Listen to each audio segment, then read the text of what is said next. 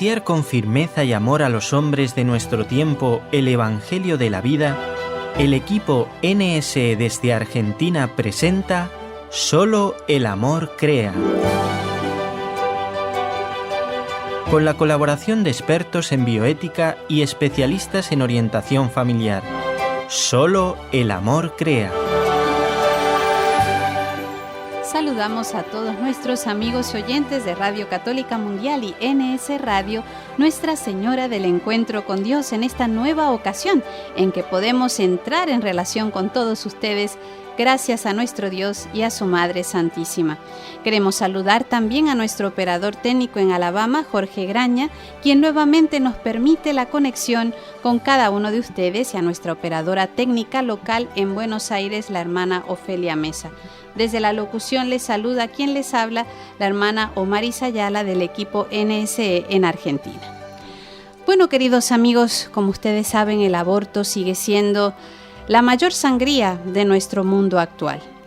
A estas fechas hablamos de que ya se han realizado en el mundo 40.620.000 abortos, número que sigue subiendo en la medida que les estoy hablando. Siguen subiendo esa cantidad de víctimas, de niños que no tuvieron la ocasión de poder defenderse. ¿Quién pone freno a todo esto? Cuando nos presentamos ante esta realidad tan triste, también podemos pensar, ¿y qué ha dicho la Iglesia al respecto en su magisterio?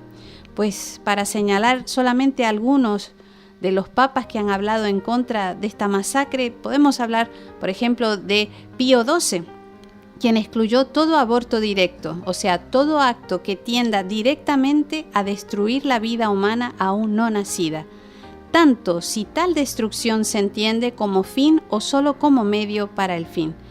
San Juan 23 también reafirmó que la vida humana es sagrada, porque desde que aflora, ella implica directamente la acción creadora de Dios. También el Concilio Vaticano II, más recientemente, como ya se ha recordado, condenó con gran severidad el aborto. Se ha de proteger la vida con el máximo cuidado desde la concepción.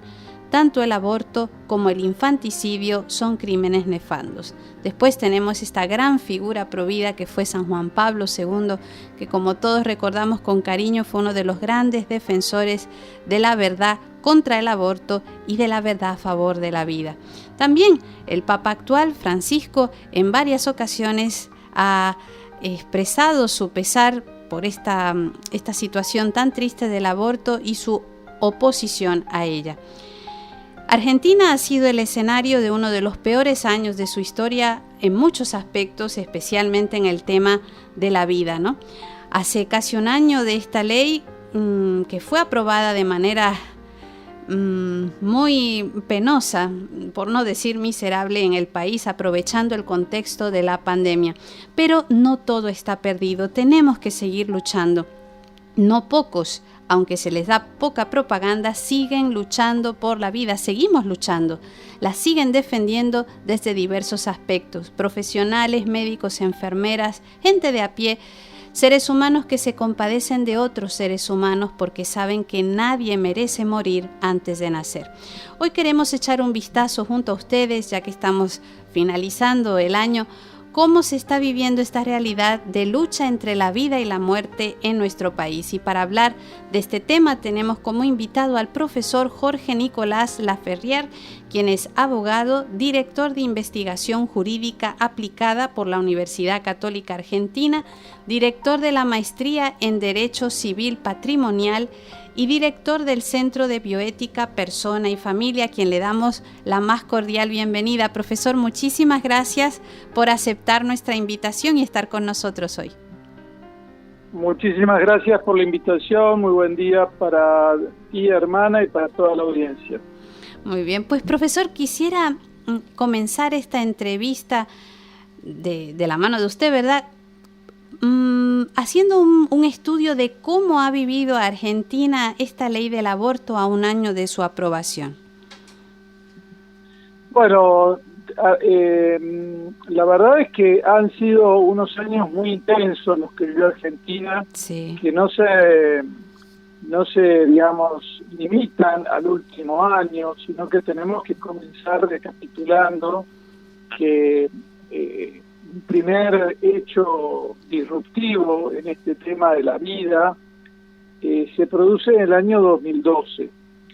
Se van a cumplir 10 años el año que viene del primer fallo de la Corte Suprema de nuestro país que permitió o que consideró que era constitucional el aborto en caso de violación en una interpretación del Código Penal que estaba vigente y que dice que el aborto no era punible cuando se trataba de la violación de una mujer, dice así el código, idiota o demente, es decir, una persona con discapacidad. Sí. La Corte en el 2012 dijo, no, ahí donde dice mujer, idiota o demente, vuelvo a decir, eso no son palabras mías, sino la forma en que estaba escrito el Código Penal de 1921, debe entenderse toda violación, y esto es perfectamente constitucional.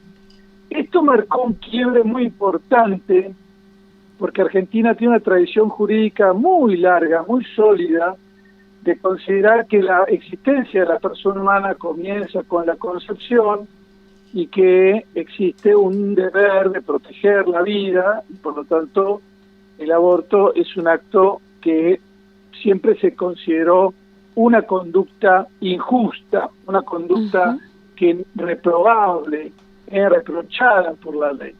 Entonces, en el 2012 se marca un quiebre. A partir del 2012 comienza un proceso donde los sucesivos gobiernos impulsaron los llamados protocolos de aborto no punibles, que fueron ampliando y generando que se empezaran a hacer abortos ya con el amparo del sistema de salud, con la invocación de ese fallo de la Corte Suprema del 2012, que por otra parte era un fallo muy criticable, un fallo muy injusto, un fallo que además no era obligatorio porque toda sentencia resuelve un caso concreto en nuestro país, no es como el sistema de los Estados Unidos, donde las sentencias son precedentes obligatorios, pero indudablemente que tuvo un impacto diríamos, por así decirlo, más político que jurídico el fallo de la Corte, que abrió el camino a los primeros abortos, podríamos decir, legales en la Argentina, que se fueron haciendo a través de estos protocolos. En el año 2018, el gobierno de aquel entonces presentó, abrió el debate al aborto. El gobierno no presenta el proyecto de ley, sino que dice, yo habilito el debate. Y se genera realmente un debate muy intenso, que penetró en todos los niveles sociales, con una gran virulencia. Aparecieron los pañuelos verdes y los pañuelos celestes, que estuvieron presentes en las mesas de las familias, en los patios de los colegios, en los bares de café, en los programas de televisión, en toda diríamos, dimensión de la vida se hizo presente este debate. Afortunadamente en el 2018 ganó la vida. El 8 de agosto de 2018 el Senado rechazó el proyecto que había aprobado la Cámara de Diputados y finalmente entonces la ley no salió.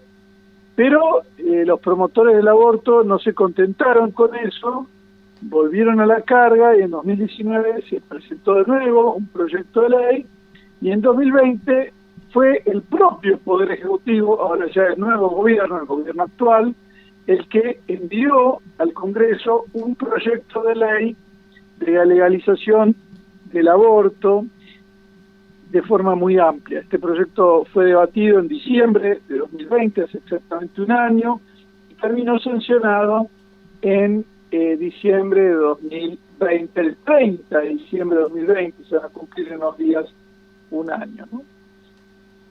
La ley aprobada realmente es una ley enormemente injusta y que adolece problemas de constitucionalidad.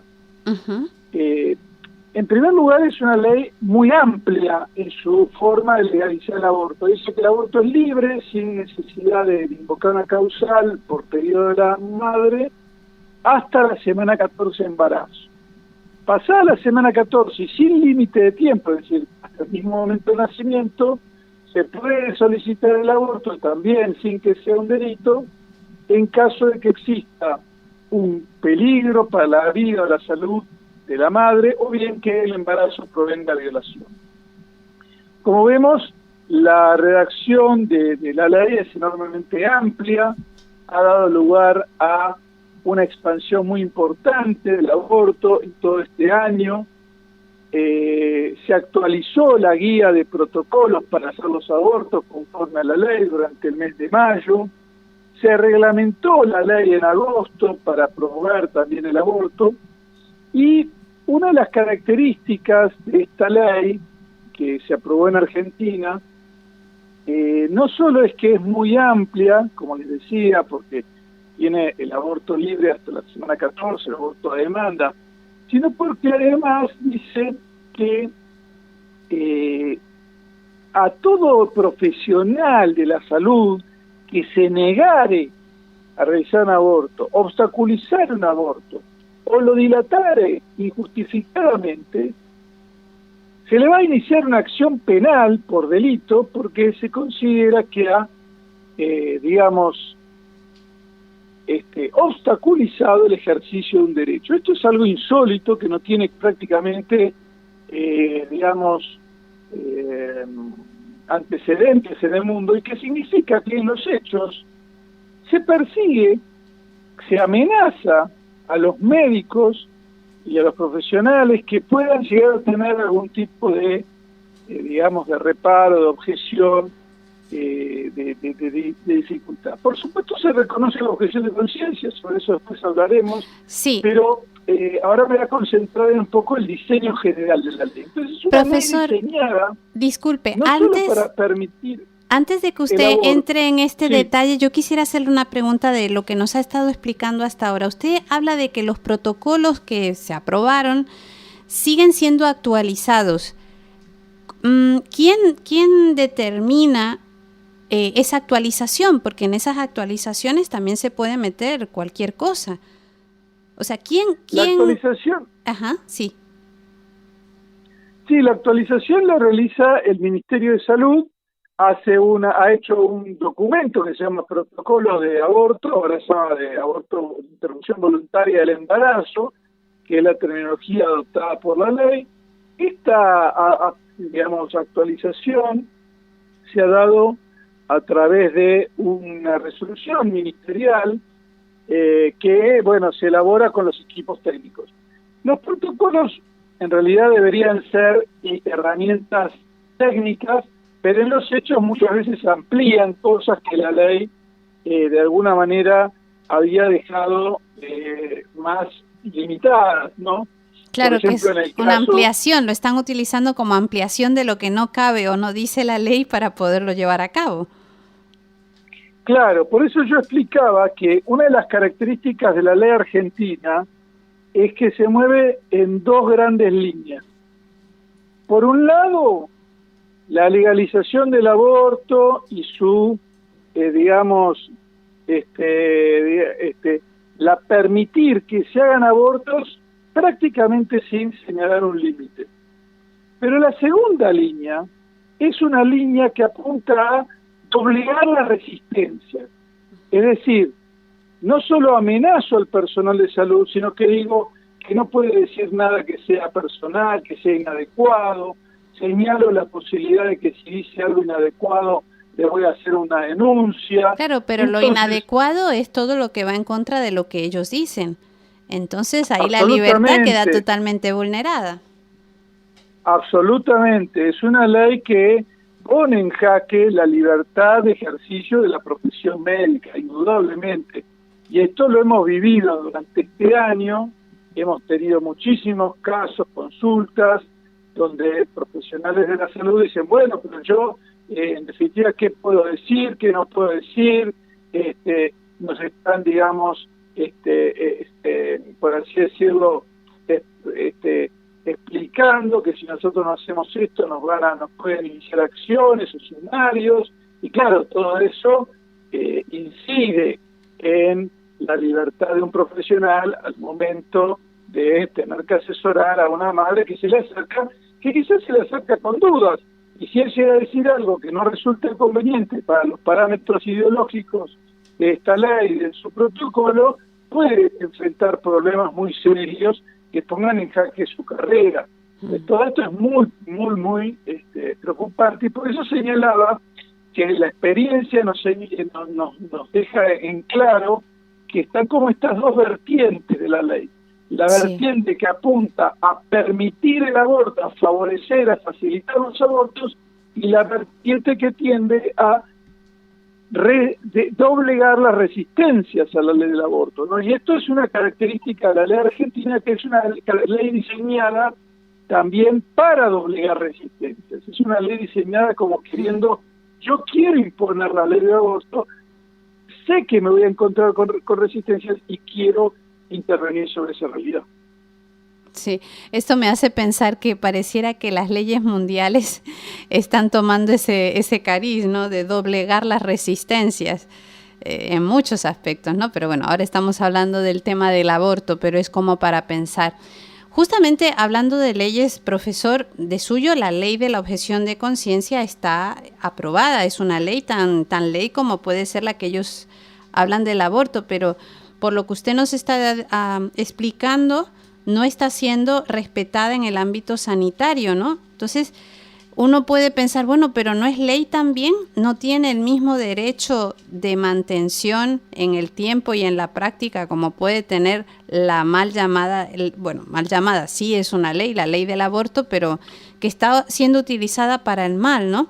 Entonces, ahora mismo, una persona, un médico, cómo el personal sanitario se está pudiendo defender de esta presión tan fuerte que están atravesando? Bueno, digamos que la objeción de conciencia técnicamente, jurídicamente no es una ley, sino que es un derecho que está reconocido en los tratados de derechos humanos. Ahora bien, la propia ley de aborto trae dos artículos sobre objeción de conciencia. Entonces, vamos a decir lo siguiente: en principio la objeción de conciencia está reconocida. ¿Cuál es el problema? El problema viene en tres dimensiones. La primera es que ese reconocimiento en la ley de aborto, de la objeción de conciencia, está hecho de manera restrictiva. ¿Por qué? Porque usa algunas palabras, como por ejemplo decir, solo el profesional que interviene de manera directa en el aborto y no otros, tiene derecho a la objeción de conciencia, o bien que, aunque sea objetor, tiene que garantizarse de derivar a la paciente para que le hagan el aborto, o que el objetor tiene que intervenir si se trata de una urgencia. Todas esas son limitaciones. En los hechos, entonces, esta es una primera dimensión del asunto, digamos. La segunda dimensión es que en los hechos este reconocimiento después está muy circunstanciado a las distintas realidades provinciales. Recordemos que las profesiones de salud son reguladas en nuestro país, que es un país federal, por cada provincia. Entonces puede ser que en una provincia, entre el colegio profesional y el Ministerio de Salud provincial, haya un mayor reconocimiento de la objeción de conciencia, y en otros lugares no. Entonces esto depende mucho de cada provincia, y esto marca una situación que suele ser problemática. Claro. Y en tercer lugar están las instituciones. La ley contempló a las instituciones que tenían todos sus médicos objetores, diciendo que podían derivar a otra institución, o sea, permite que las instituciones no hagan abortos.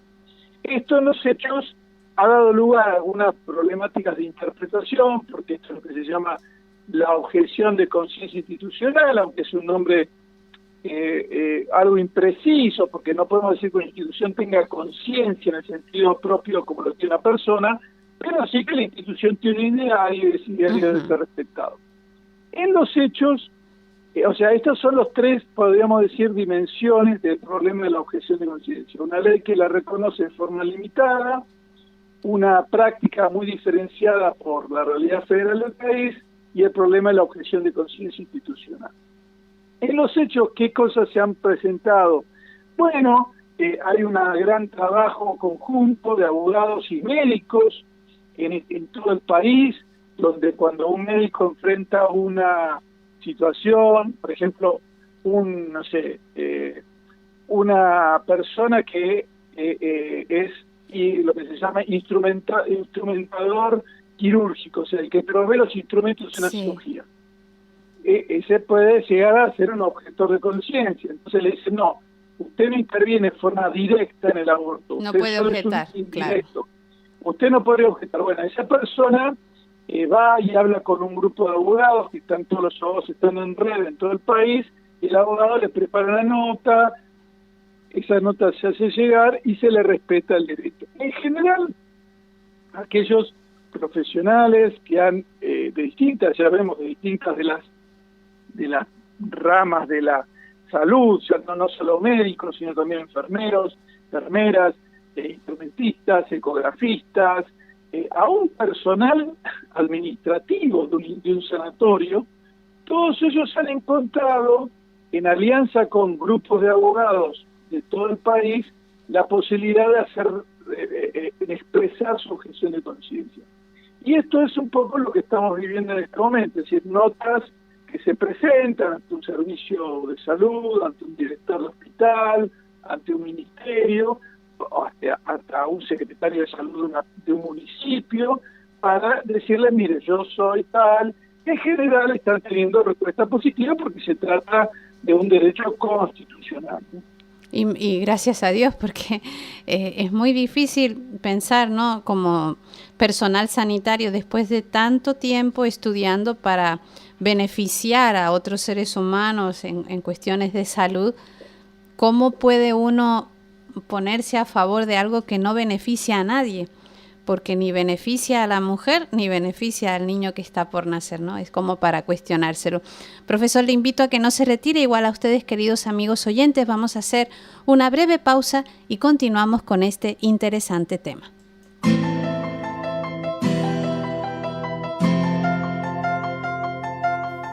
Estás escuchando Solo el amor crea, un programa del equipo NSE, Nuestra Señora del Encuentro con Dios, desde Buenos Aires, Argentina, para Radio Católica Mundial.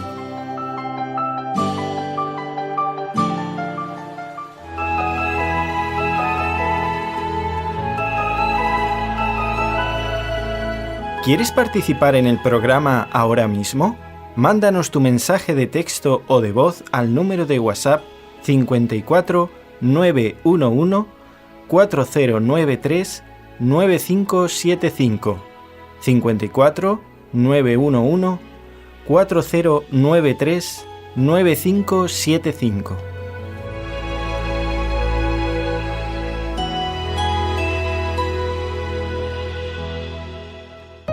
Continuamos, queridos amigos oyentes, en nuestro espacio de Solo el Amor Crea, hoy compartiendo este programa con el profesor Jorge Nicolás Laferrière, quien es abogado, director de investigación jurídica aplicada por la Universidad Católica Argentina, director de la Maestría en Derecho Civil Patrimonial y director del Centro de Bioética, Persona y Familia. Hoy haciendo un recuento de cómo estamos viviendo un año después de la aprobación del aborto acá en Argentina. Triste realidad que ahora está siendo un tema de preocupación también por parte del personal sanitario, que se las ve muy difíciles cuando tienen que aplicar su derecho a la objeción de conciencia. Profesor, en todo este tema de la objeción de conciencia a veces se escuchan afirmaciones como la que dice que algún médico, enfermera o personal sanitario que no esté dispuesto a intervenir a favor de la práctica del aborto restringe el derecho a la salud. ¿Cómo podríamos desarticular esta afirmación desde el punto de vista legal o jurídico? Es una muy buena pregunta porque nos sienta ante uno de los dilemas de esta ley injusta, ¿no? En primer lugar, tenemos que reconocer que ese problema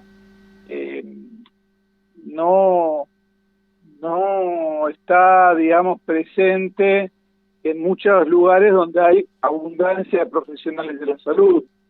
¿Entiendes? Porque si hay muchos médicos, no tenemos por qué decirle a uno justo que es el objetor, mire, usted tiene que hacer abortos, porque justamente esa es la persona objetora, pero hay otros médicos que supuestamente no son objetores y que serán los que estarían dispuestos, claro, de llevar adelante esta práctica, y le corresponderá al Estado que ha digamos, que ha asumido esta ley, que yo considero que es injusta, le corresponderá al Estado tener que proveer ese sustituto, ¿no? Uh-huh. No se le puede imponer al objetor que haga algo que con lo cual violenta su conciencia, ¿no?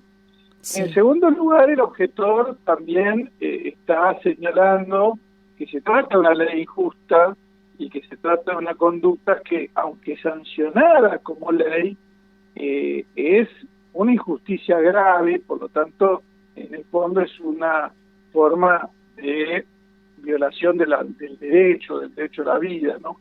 Ahora bien, el problema se podría llegar a plantear prácticamente, en sentido práctico, en los hechos, en una situación donde un médico fuera el único que está en una guardia o lo que sea. Y acá hay que decir que el aborto no es una urgencia médica. El aborto no es algo que, como si era un paciente desangrándose y un médico objetor, por supuesto, tiene que atender a alguien que le llega desangrándose. Claro. Ahora, el aborto no es algo que se haga como si fuera una urgencia, porque estamos ante una situación de salud, que es el embarazo. El embarazo no es una situación patológica, estamos ante un embarazo. Claro, no es una enfermedad que hay que atender, porque si no trae consecuencias graves a la vida de los interesados, ¿no? Por eso. Exactamente, por eso la pregunta se resuelve desde los fines inherentes a la medicina. Y el aborto en el fondo no es un acto médico. Pero bueno, aún en este momento en que la ley de forma ideológica lo ha promovido como un acto médico, si vamos a los fines de la medicina, podemos entender que efectivamente el aborto no plantea un problema, porque un médico porque es una situación que no tiene urgencia y por lo tanto, bueno, se tendrá que derivar o intervenir otro profesional, pero no el objetor, ¿no? Profesor, disculpe que quisiera ir atrás. Usted dice que el aborto no es un acto médico, aunque pareciera algo muy obvio. Me gustaría que lo explicara por qué no es un acto médico, dado que ya lo que antes era obvio y evidente pasa a ser desconocido. Entonces sería bueno como explayarnos un poquito por qué el aborto no es, bueno, la urgencia médica está explicado, pero ¿por qué no es un acto médico? En realidad, el aborto procurado no es un acto médico porque los fines de la medicina incluyen la curación, la prevención, la paliar el sufrimiento humano y los dolores humanos y la enfermedad. Y nosotros en el aborto no estamos actuando con ese fin, sino con el fin de provocar la muerte. Por supuesto, no estamos hablando de los casos dramáticos y extremos donde pudiera darse una situación de aborto indirecto. Sí. Sabemos bien que se trata de la situación en que una mujer sea con un sangrado, con una situación dramática, donde la intervención para curar terapéuticamente a la paciente madre tiene como efecto secundario no deseado la pérdida del embarazo y la pérdida, por ejemplo, la muerte del bebé. En esos casos, siempre que sea una intervención proporcionada, que se dé con los requisitos que señala de último recurso, no se busca el efecto, la acción no sea directamente abortiva, sino que sea terapéutica, estamos ante una acción indirecta y por lo tanto no reprochable, porque el acto médico es curar a la madre y como efecto secundario no deseado se produce un aborto. Pero en todos los otros casos de abortos directos, provocados, la acción en sí misma, el objeto de la acción es producir la muerte de una persona, y esto jamás puede considerarse como un acto médico por lo que son los fines de la medicina, que son, podríamos decir, en grandes rasgos son tres: prevenir las situaciones de posible enfermedad, curar, la terapia, y cuando ya no es posible curar, paliar el dolor. Pues en todo esos lo tres contrario. rangos, Claro. en ninguno de estos tres podemos ubicar al aborto. No se cura a nadie, no se prevé una enfermedad y antes de paliar el dolor se produce el sufrimiento. Porque Claro. al feto abortado, y aunque no de modo físico, aunque a veces también de modo físico, a la mujer se le provoca el dolor y el sufrimiento, y además le queda ya la parte, digamos, interna, psicológica, que ya eso sería salud psicológica, ¿no? Pero que también afecta a la salud de la persona por el acto de violencia que se ejerce, ¿no? O sea, es bueno, claro, como subrayar estas cosas, porque a veces uno lo escucha así de rápido, ¿no? ¿Y por qué? Pero si los médicos son los que lo hacen, claro que es un acto médico. No, pero ¿cuál es el fin de la medicina? Con lo cual ya nos salimos totalmente del acto médico en sí, ¿no? Por eso quería subrayar esta parte. Claro, exactamente. Profesor, aquí hablamos del tema de la mujer, ¿no? Pero ante toda esta realidad uno dice, bueno, ¿realmente se está optando por medidas de acompañamiento y de educación en cuanto a la responsabilidad a las mujeres embarazadas por parte del Estado? ¿O pareciera que ya se está tomando una actitud simplemente de que es más práctico fomentar el aborto para sacarse el problema y no reeducar a la persona en sí, su dignidad, su desarrollo, la responsabilidad de sus actos? ¿Qué nos podría decir al respecto? Bueno, a ver, cuando se aprobó la ley de aborto también se aprobó una ley que se llamó de los 1000 días, la 27.611, que proponía una serie de acciones para la maternidad vulnerable. Pero esa ley, hay que decirlo, fue enormemente declamativa, o sea, no tenía tanta bajada práctica, porque todo lo que tenga que ver con la atención de la salud materno-infantil, en una gran medida, en un país federal como el nuestro, depende de las acciones de las provincias. ¿Qué quiero decir? Las maternidades, por ejemplo, que las maternidades sean seguras, que las maternidades tengan todo lo necesario para que un parto no termine en una muerte. Eso requiere necesariamente que haya inversión local, porque las maternidades o dependen de un municipio o dependen de una provincia. Coordinar a las maternidades, bueno, sobre todo para que estén unidas. Por ejemplo, yo estoy atendiendo una paciente de bajos recursos en una sala de primeros auxilios en una zona de la provincia de Buenos Aires que no tiene un centro médico de alta complejidad, y si la paciente presenta un riesgo, yo la tengo que derivar a una ciudad o a un lugar donde vaya a tener esa alta complejidad que importa su embarazo a riesgo, porque si no se le muere la madre y el niño. ¿Se entiende? Eso requiere un grado de coordinación en el sistema de salud que no se garantiza por ley. Entonces, tenemos una situación muy dispar. El gobierno en los hechos, en el discurso afirma: yo priorizo por igual al aborto y a las medidas de maternidad vulnerable. Pero en los hechos es mucho más fácil promover el aborto que articular todo lo que necesita para que la maternidad vulnerable sea atendida. Y esto es, a mí me parece, una realidad que hoy, yo no tengo los datos de todo el país, no puedo decir con estadísticas, así que no voy a sacar una conclusión definitiva, pero sí puedo decir que tengo la percepción de que ha sido mucho más el impulso a la ley de aborto que la efectiva, digamos, adopción de las medidas para la maternidad vulnerable. Y es triste pensar y ver y corroborar que la inversión que se hace para, por ejemplo, financiar la producción de misoprostol, que es de los fármacos más utilizados a nivel casero, si se quiere, para estos abortos, toda esa cantidad de dinero que se utiliza para el aborto no aparece, no existe, no hay dinero para promover estas prácticas de salud pública que ayuden a las mujeres a tener una maternidad sana y a tener a sus hijos en condiciones estables, ¿no? En condiciones saludables.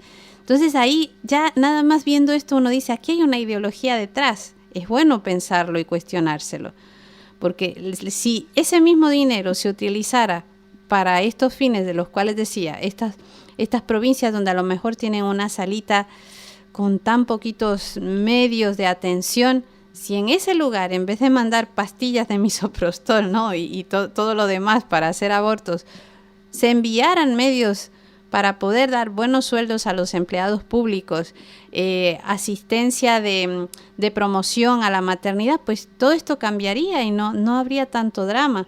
Pero bueno, es lo que nos toca vivir, ¿no es cierto? En cuanto a... Sí, adelante. Sí.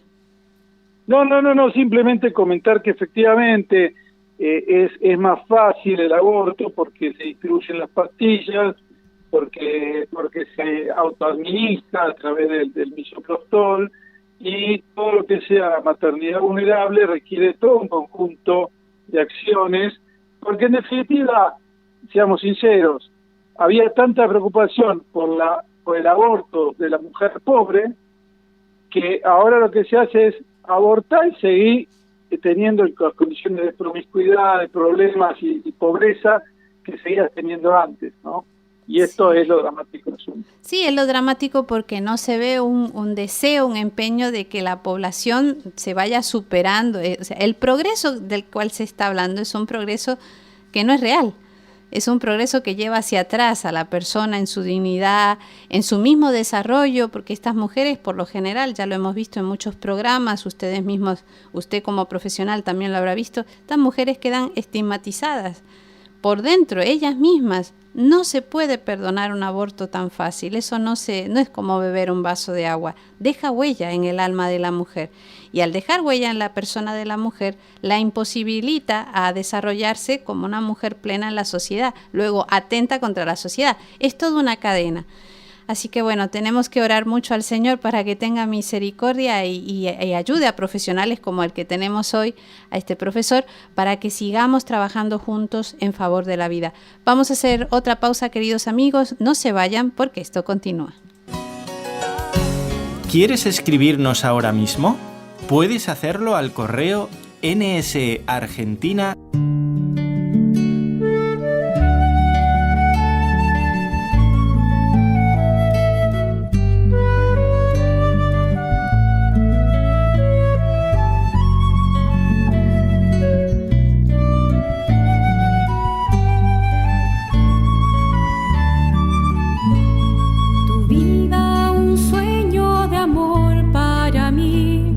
Espera infinita sin ti, tu vida un sueño de amor para mí, espera infinita sin ti.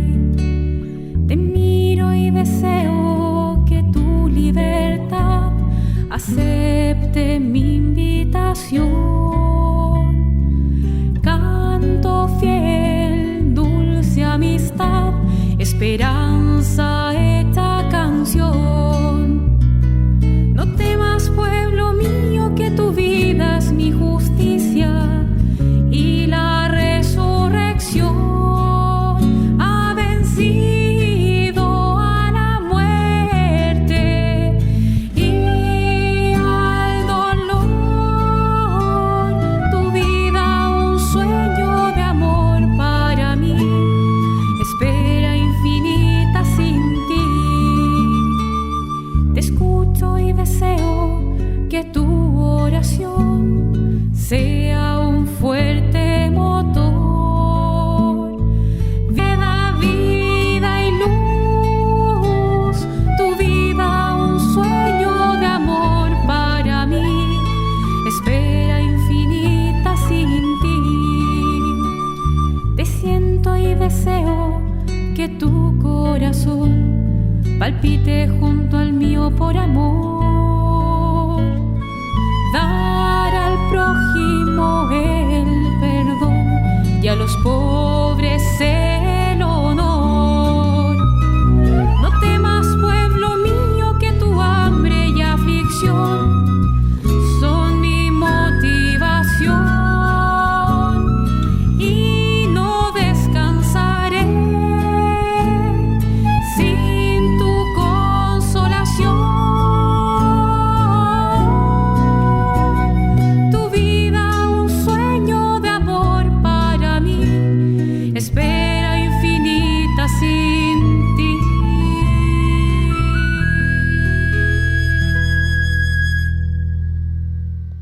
Ciertamente nuestra vida es un sueño de amor de Dios, un sueño que debemos hacer realidad y por el cual debemos luchar no solo a modo personal, sino también por el bien de tantos sueños, ¿no? Tantas personas como el Señor en su infinita misericordia pensó para hacer bien al resto de la humanidad. Por eso luchar por la vida nunca está de más, nunca debemos bajar los brazos y seguiremos proclamando que la vida es un derecho sagrado y que todos tienen derecho a poderla experimentar en sí mismos.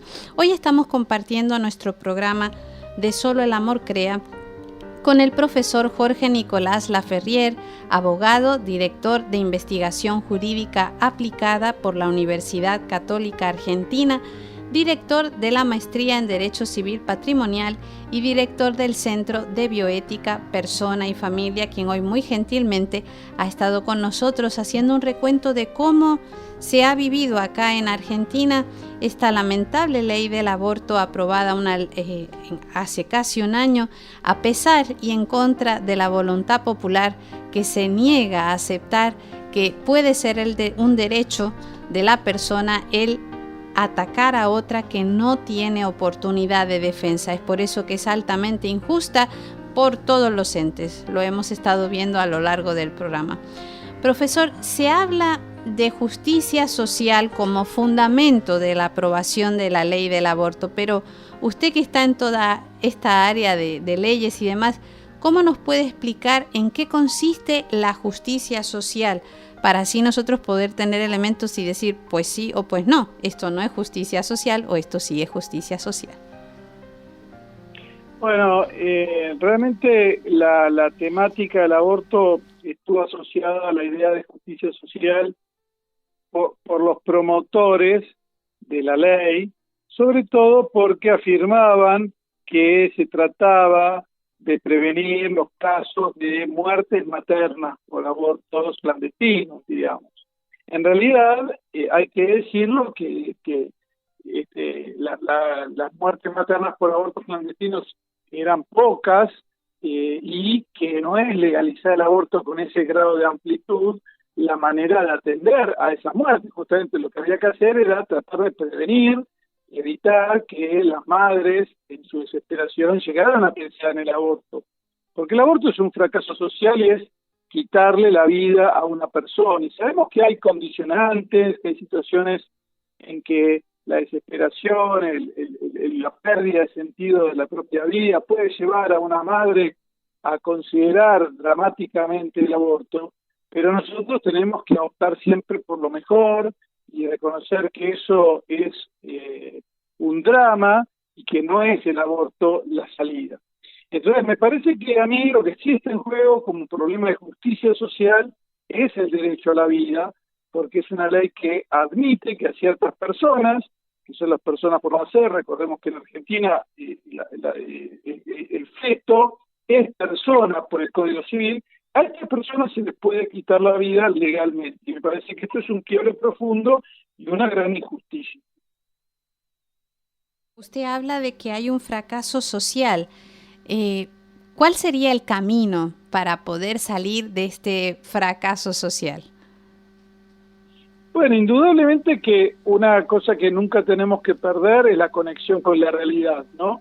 El aborto hoy está legalizado en la Argentina, hoy se lo promueve, hoy se lo realiza con una notable facilidad gracias a las noticias de misoprostol, incluso de manera invisible, porque no se hace en un quirófano, no se hace con intervención quirúrgica como veíamos hace unos años cuando vimos películas como el grito silencioso o preguntas así. Hoy el aborto ocurre de manera invisible, pero la invisibilización del aborto no nos tiene que hacer perder el contacto con la realidad de esas madres vulnerables que en su desesperación están considerando el aborto, y bueno, y nos queda redoblar los esfuerzos por acompañarlas, por hacer visible este problema, sin perjuicio de todos los otros esfuerzos por revertir una ley injusta, ¿no? Que ya sea en sede judicial. Durante este año se han presentado varias causas judiciales tratando de anular la ley de aborto, como en sede parlamentaria para modificar la ley de aborto y derogarla, ¿no? Todos estos esfuerzos son los que, bueno, se mantienen atentos y habrá que sostener en el largo plazo. Pensemos en Estados Unidos, que han pasado casi 50 años del fallo Roe versus Wade, de la Corte Suprema que legalizó el aborto, y ahora la Corte Suprema se apresta a debatir de nuevo un caso muy importante sobre aborto, como para limitarlo. Entonces, bueno, es una tarea de largo aliento, ¿no? Claro. Profesor, usted también, bueno, por los títulos que presentamos al inicio del programa, en la presentación, valga la redundancia, usted también está inmiscuido en temas de familia. Dada la experiencia que usted tiene como abogado y como profesional, ¿cómo está afectando esta ideología abortista al núcleo familiar en la sociedad? ¿Se nota un cambio de mentalidad a favor o en contra? ¿Hay más sensibilización hacia la vida o menos sensibilización? ¿Cómo lo ve y cómo lo podemos contrarrestar en el caso de que sea afirmativa a favor de esta práctica del aborto? Y es una gran pregunta, porque la verdad que la conexión entre aborto y familia es muy importante, y todavía yo creo que no es muy temprano, o sea, estamos muy cerca, pasó nada más que un año, como para poder dar una opinión fundada, ¿no? Y no basarme en una especulación mía. Sí puedo decir que me parece que la flagrante, la evidente, la notoria contradicción entre aprobar la ley de aborto en el contexto de la pandemia y todo lo que la pandemia significó en cuanto a preocupación por la vida y preocupación por los seres más queridos y los más indefensos, nos permite señalar que Argentina tiene una profunda, enfrentamiento de dos visiones en pugna sobre que se están jugando en el corazón de las personas y las familias, que son: o la vida es siempre un bien, o la vida es algo descartable, eliminable, por lo que no vale la pena,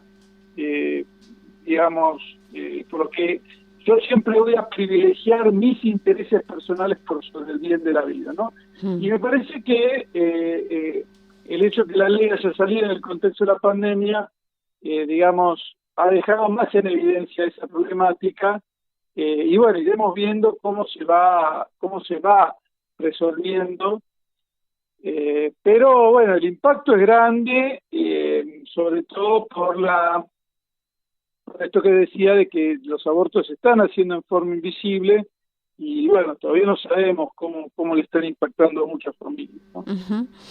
Profesor, en cuanto a los derechos de la mujer, que es una de las cosas con las cuales podríamos decir que se llenan la boca a todos los que están a favor del aborto, estamos en favor, estamos trabajando por defender los derechos de las mujeres, ¿cuáles considera usted, a su modo de ver, que son los verdaderos derechos de la mujer que debemos defender?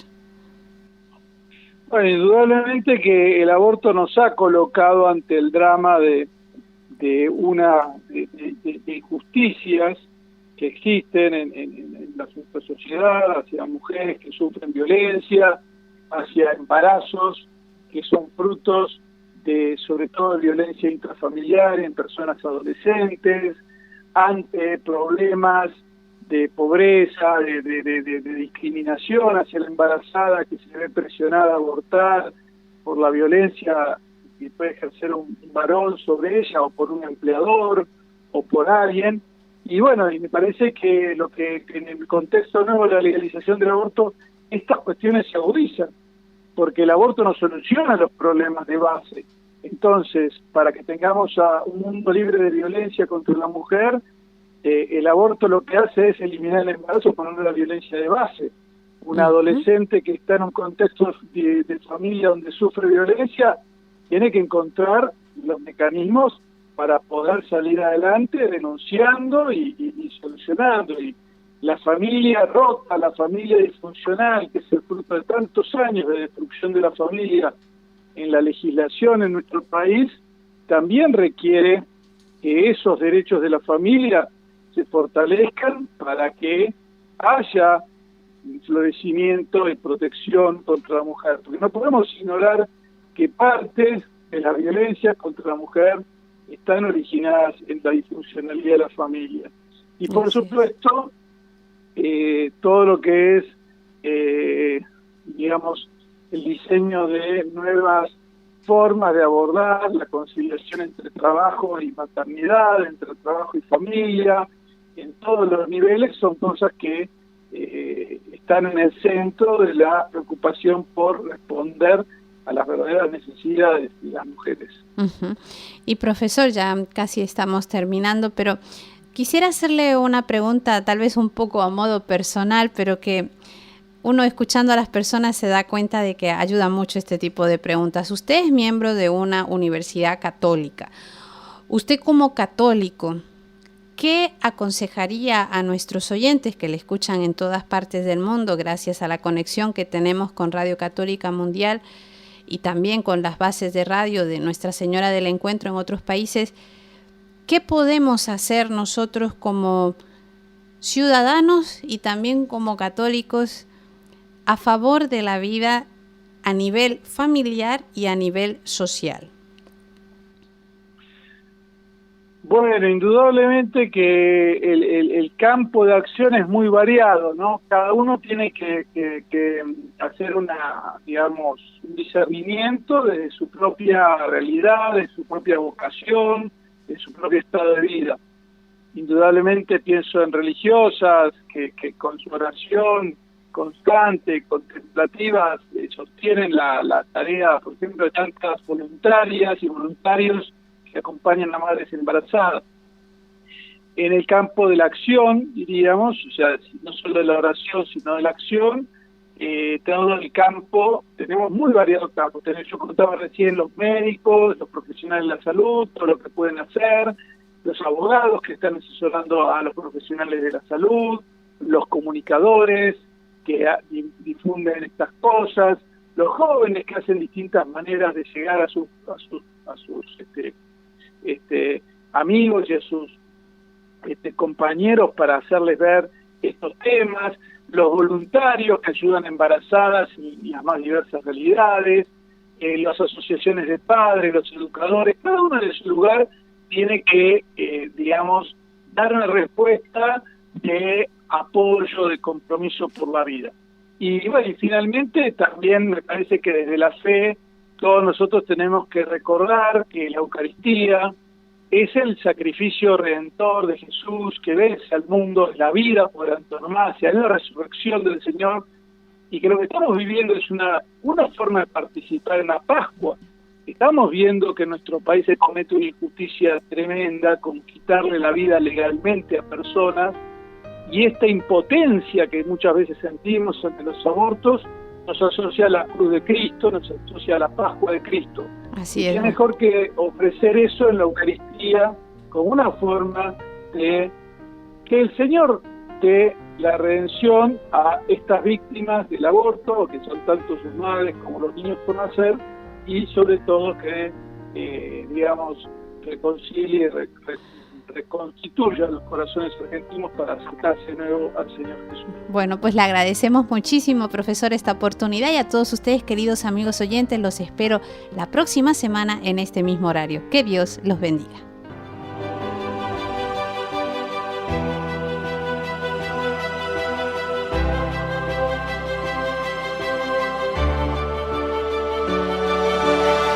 Para anunciar con firmeza y amor a los hombres de nuestro tiempo el Evangelio de la vida, el equipo NSE desde Argentina presentó Solo el amor crea.